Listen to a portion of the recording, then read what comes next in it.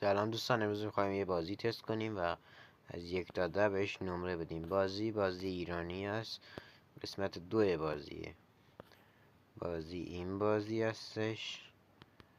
این واردش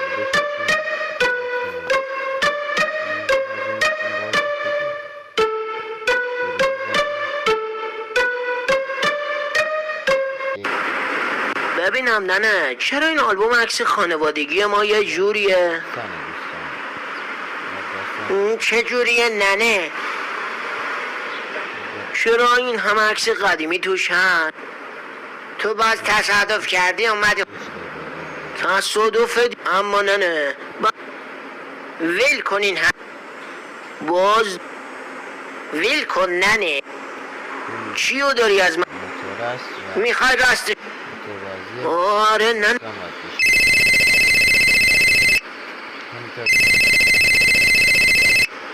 ای بابا چه وقت زنگ خوردن آخه؟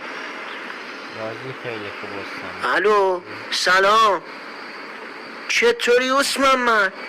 قربونت. چی؟ موتورم آماده شده؟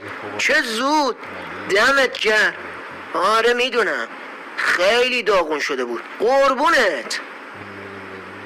محمد موتورساز بود ننه؟ آره قربونت.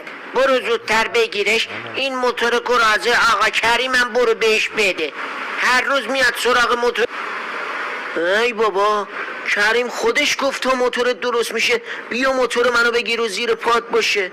تازه ننه میدونم. چشم فقط ننه باش.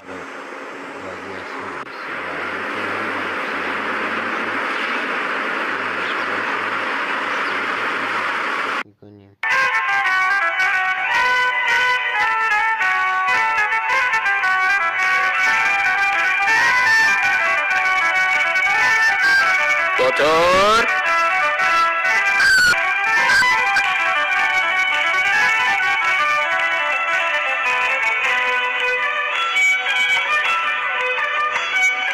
مستقیم میخوره.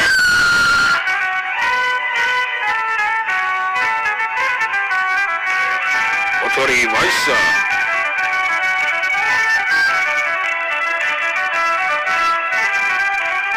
آی گردنم.